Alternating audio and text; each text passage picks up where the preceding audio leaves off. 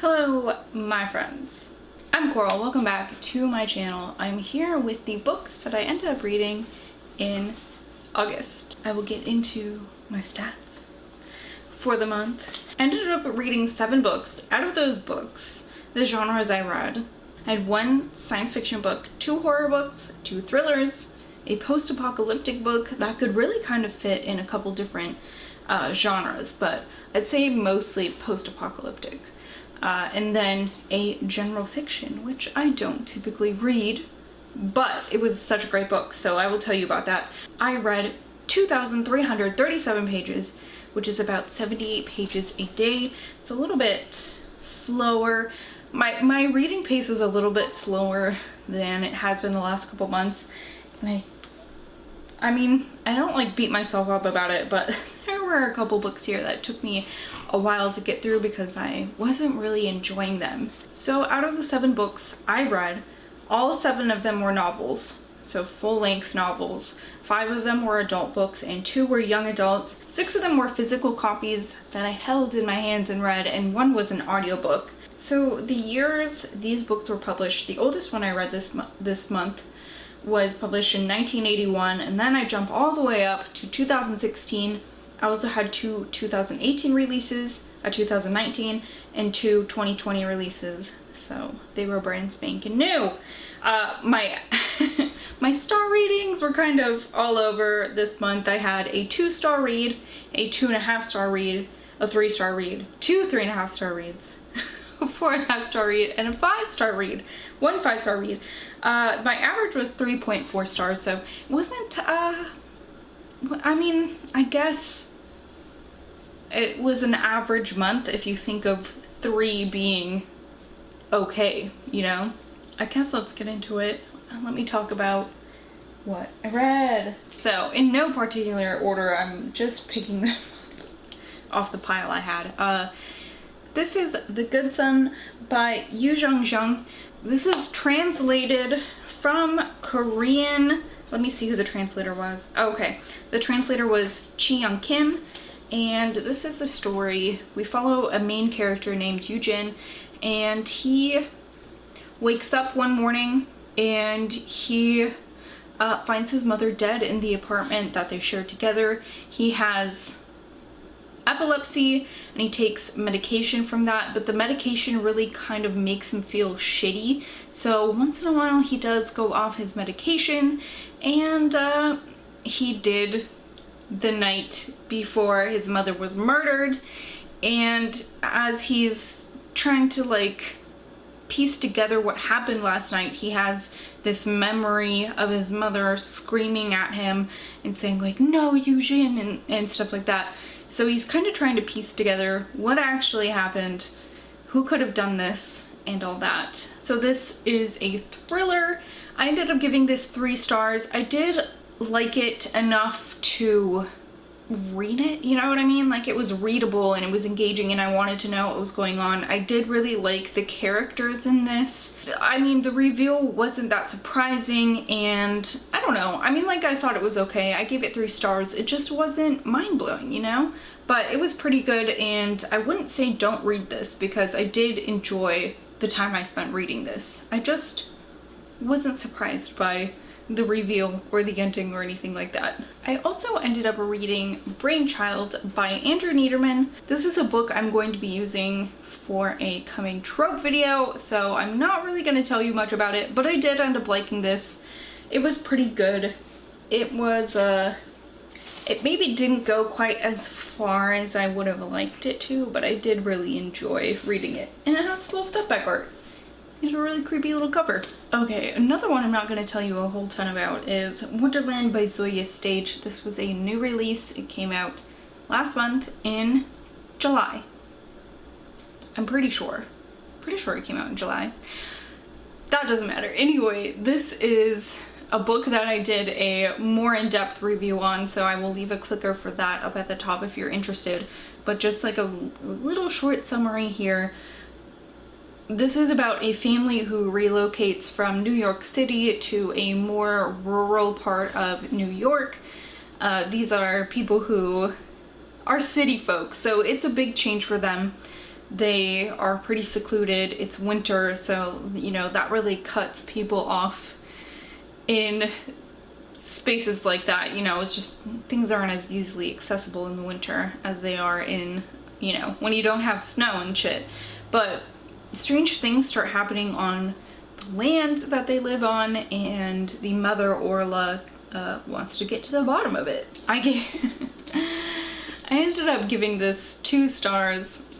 Wasn't thrilled with how it went. It felt very long and repetitive, very cyclical. I don't know, formulaic. I could, you know, give you adjectives like that all day. I just didn't really like it that much. There's a lot of books that I read this month that were just like, this is okay, or, you know, shit like that.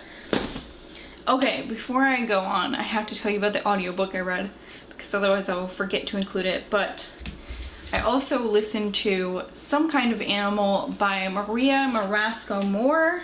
Yes, so I ended up giving this 2.5 stars. It is a YA thriller, and it is a young adult book that the characters feel a little bit younger, but this book is not written for adults, so I mean, really, authors shouldn't have to make them feel older, because it is a book written for a teen. This is about Jolene and, or Jo, I guess, as she likes to go by.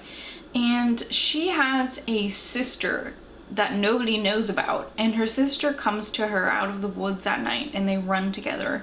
And no one knows this secret about her sister. She's tried to show people her sister before, you know, like her best friend. Not any adults, because they are very worried that somebody would take her away, take the sister away, but the sister is terribly afraid of people. Jo is coming to the point in her life where she's almost done with high school, and she is kind of deciding whether she wants to live in the woods with her sister when she becomes an adult, or whether she wants to live kind of a normal life. And it's kind of a coming of age story in that sense, I guess, because that's a big decision to make. And I don't know, it kind of goes on from there. And I thought that this book was okay. The plot was certainly very interesting. You know, there is kind of this mystery, because Jo knows that her mother died during childbirth, but then she doesn't know who raised her sister, because her sister started coming around when they were about 5 years old. It is a twin sister. I'm not sure if I mentioned that.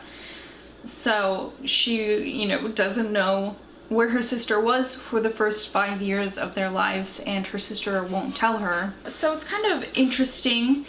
There are some really good, like, sex positive messages in this for teenagers, I think, because Jolene's mom was very young when she was pregnant. She was only 15, and they live in a very small town, so there is a lot of slut shaming, and Jo kind of, you know, comes to a point where she realizes that it's okay to have sex. Like, that's a normal thing to do, and we don't have to shame people for wanting to have sex.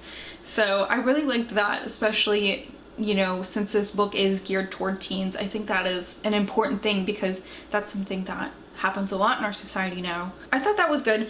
I really wasn't impressed by the ending. There were a lot of loose ends that just didn't get tied up. It kind of went, like, the second half of the book kind of went this direction where I was like, no, I'm not so interested in it, I guess. But I did think it was an okay book.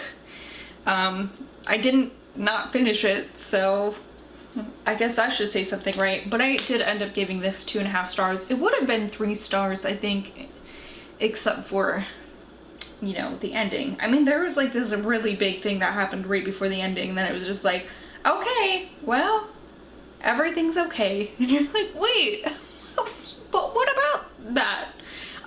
This was also a 2020 release, so I'm not sure when it came out.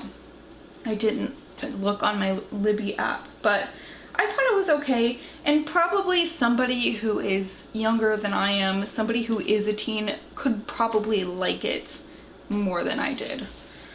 So if you have any teens in your life, like weird spooky kids who live in the woods, they might enjoy that. Okay, so next is Contagion by Erin Bowman. This is one of my 5-star prediction books, and it wasn't a 5-star read. I thought this was okay. I ended up giving it 3.5 stars. This is kind of a typical space horror thriller book where this crew is sent on a search and rescue mission, and that's not something that they typically do. So they're kind of worried about what's going on, but the captain's father is part of the crew that they're going to check on, so they're like, okay, I guess that makes sense. And the crew itself is all kind of misfits, like people who didn't do good in piloting school, people who maybe had academic problems, and you know, things like that. So there were quite a few characters in this. I didn't really connect with any of them. It felt like the author did try to make them well fleshed out and characters that had some depth, but I don't know, that didn't read to me, I guess. It did feel a little bit long, but it did have a lot of action. This is a book where there is some sort of disease or virus or parasite that is infecting people and kind of like reanimating their corpses, which is fun. That's exciting. But I am also really upset because I thought that this was just a book. Like the story in this definitely could have fit into one book. But then the author kind of adds this thing to the end, and it's like, oh, and now there's a second book. And I don't think I'm not interested in this enough to continue on with the second book, like no matter what kind of plot thing she throws in there at the end. I don't know. It was okay. I wouldn't say don't read it. I just don't think it was the most exciting space virus book I've ever read. Okay, coincidentally, the best 2 books I've read are the last 2 I'm going to talk about. I also picked up Trail of Lightning by Rebecca Roanhorse, and this was a post-apocalyptic kind of like horror fantasy.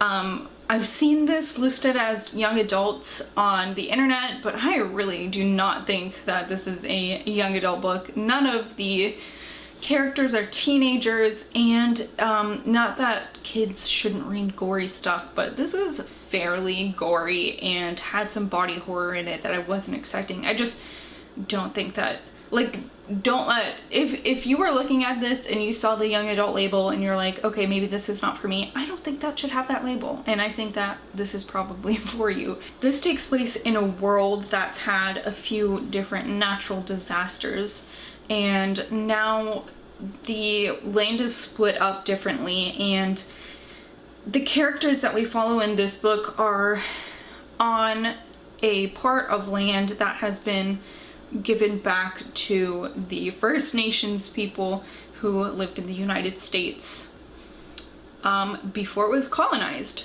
So we're following a main character here. Her name is Maggie, and she is a monster hunter. She is part of what once was the Navajo nation, and there's just a lot of crazy shit that happens in this, and it was so much fun. Maggie basically comes across this kind of monster that she's never seen before, and she wants to find out how this was made, because it doesn't seem like the normal monsters that she comes across, and there's something just like, it's like very strong and very hard to kill, and she doesn't want these things just like ravaging her land.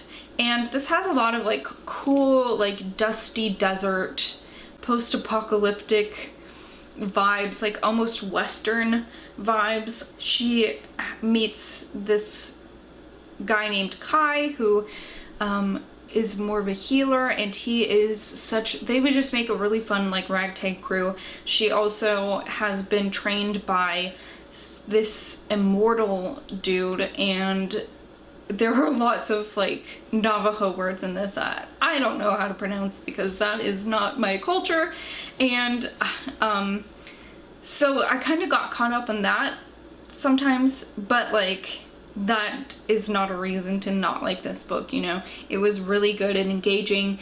It had a lot of like tension and spookiness and really great characters and a lot of really great body horror. There are great fight scenes in this, and I would definitely recommend this. I gave this 4.5 stars. I'm trying to just be like more discerning, I guess, about what I give 5 stars to. Like, is this going to be one of my favorite books of all time? I don't think so. But I did think it was really great, and I think everyone should read it. And I definitely will be continuing on with this series. Okay, and the last book I ended up picking up this month was Such a Fun Age by Kiley, Reid. And this is a general fiction book, or literary fiction, I guess. This is about a young woman named Amira. She is 25 when this book takes place. And in this book, Amira is a sitter, I guess. She babysits regularly for a white family. Amira is a black woman, and so there is some weird dynamics there. There is a lot of things to unpack when you're reading this book, especially from the perspective of another white lady, because the white lady in this book has some interesting interactions with Amira where she is trying to be a good, helpful person, but she is doing it in all the wrong ways. So it was really interesting to see something written from the perspective of a black main character, a black woman, and that was also written by a black woman. So, and it's like, it's very possible that if I were a black woman, I would have a totally different experience reading this, but as a white woman reading it, it was really, you know, it makes you reflect on your actions. And you know, a lot of people like to give themselves the label of being an ally, and if you are a person who labels yourself as that, I think that you should probably read this book, because you can't just call yourself an ally. That's not how it works. And I think the woman in this, Mrs. Chamberlain, would probably call herself an ally, you know, not with ill intentions, but like, your intentions aren't what matter. So I guess that's all I have to say about this. It was a really great book. I ended up giving this 5 stars. Yeah, and this cover really threw me off when I bought it, because it makes it seem like it's going to be like some cutesy fun thing, and like, it's not. It's very bittersweet, and it really had great characters. It kind of makes you sad at the end, even though I don't know how to explain it. There is this connection that Amira has with the little girl that she sits for that is just like so sweet and sad, and yeah, I don't know. It was a really great book. This was Kiley Reid's debut novel, so I'm very excited to see what she comes up with next. And that is it. That's all I have for you today. Those are the 7 books I ended up reading in August. Check back tomorrow for my September TBR, and that's it. Thank you guys so much for watching. As always, like, let me know if you have any thoughts on any of these books, because I would love to hear from you. That's all. Goodbye!